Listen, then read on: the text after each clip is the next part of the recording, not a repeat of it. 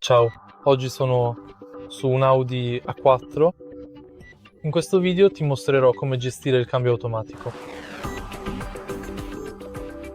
All'inizio dai un'occhiata al centro dell'auto.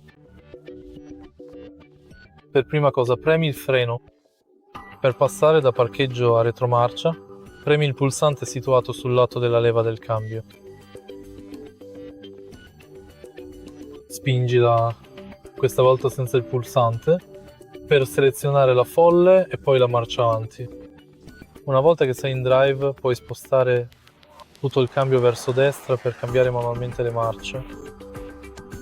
Alla fine premi il pulsante per selezionare la modalità sport.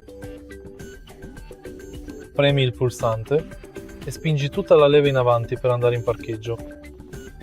Se hai trovato utile il video, metti mi piace, lascia un commento e iscriviti al canale.